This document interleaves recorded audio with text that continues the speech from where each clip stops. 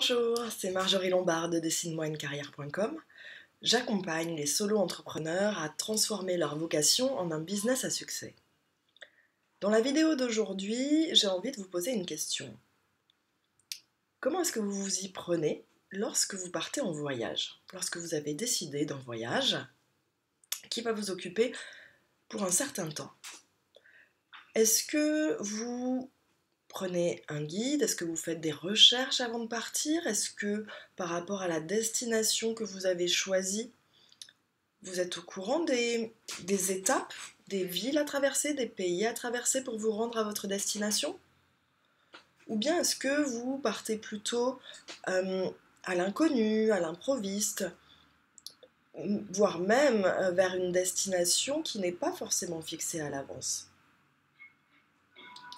Ces deux façons de voyager ont chacune leur intérêt, ont chacune leur mystère, ont chacune aussi leur inconvénient. J'ai beaucoup voyagé lorsque j'étais plus jeune, j'adorais ça, et j'ai pratiqué les deux types de voyage. Si on transpose un instant cette question à l'entrepreneuriat, et je vous la repose, comment est-ce que vous vous y prenez au moment de lancer votre activité en solo, au moment de créer votre société? Est-ce que votre destination est hyper claire? Est-ce que vous savez pertinemment ce que vous voulez faire, auprès de qui et comment? Et de là découlent des étapes logiques et pertinentes par lesquelles vous allez passer pour atteindre cet objectif? Ou bien est-ce qu'au moment de créer votre activité, peut-être que d'ailleurs c'est en ce moment même, est-ce que finalement votre destination elle est peut-être floue, vous ne savez pas exactement par où commencer, par quelles étapes vous allez traverser et avancer? Autant pour le voyage en lui-même, ça peut être génial de partir à l'improviste, à l'inconnu, en planifiant au jour le jour et sans savoir exactement dans quel hôtel on va dormir le soir même.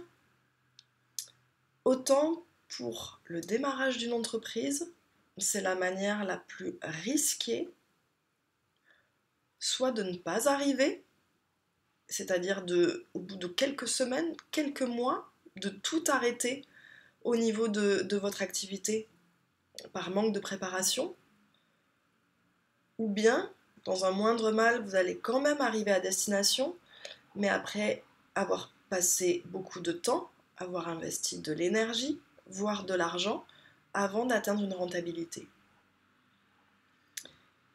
Et si j'emploie cette métaphore, c'est qu'elle a vraiment un sens dans l'entrepreneuriat.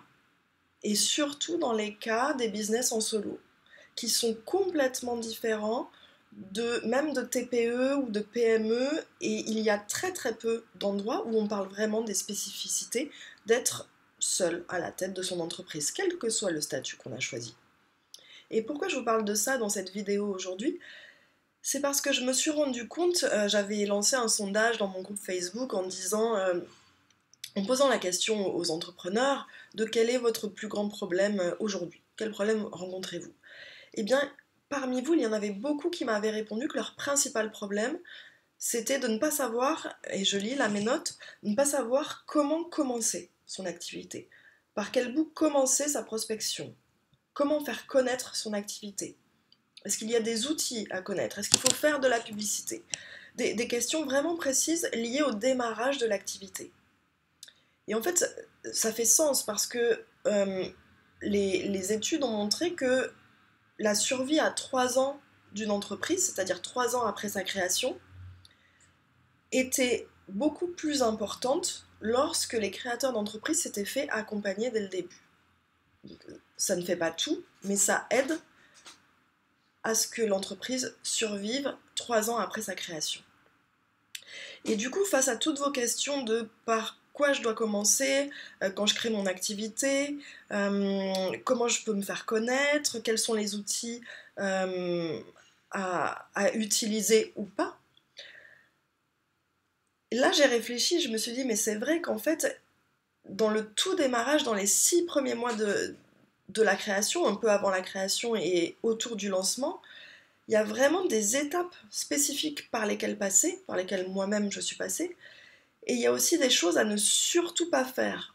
Et typiquement, en tous les cas que moi je déconseille, après chacun fait comme il veut, mais typiquement, passer du temps ou investir de l'argent pour créer un logo et créer un site au démarrage, si vous avez le budget et l'investissement, pas de problème. Mais si vous ne l'avez pas, c'est pas grave. On peut trouver ses premiers clients sans avoir de site internet, sans avoir de logo ou tout l'attirail qui va avec. C'est pas ça qui compte au début. C'est pour ça que j'ai décidé de vous offrir un webinaire qui aura lieu le mercredi 18 mai à 13 h. C'est un webinaire qui va durer 1 heure et où concrètement, je vais vous apprendre les 3 premières étapes pour trouver vos premiers clients. Quelles sont ces 3 premières étapes? Par où vous devez commencer si vous lancez votre activité? Et surtout, qu'est-ce qu'il ne faut pas faire au démarrage pour que tout puisse rouler de manière fluide, de manière facile et agréable lorsque vous démarrez votre activité.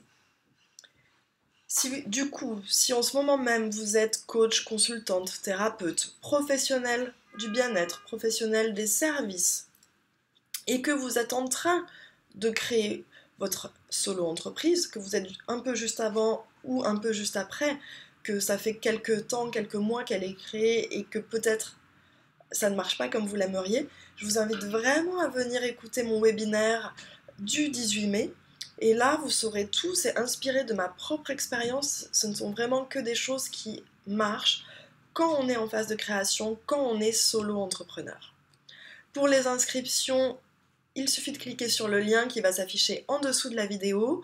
Le webinaire est évidemment gratuit. Il y aura un replay, mais le replay sera seulement accessible aux personnes qui se sont inscrites. Je vous attends donc pour le webinaire. J'ai hâte de vous entendre, de découvrir vos questions auxquelles je pourrai aussi répondre durant le webinaire. Et d'ici là, je vous dis à très bientôt. Bye bye.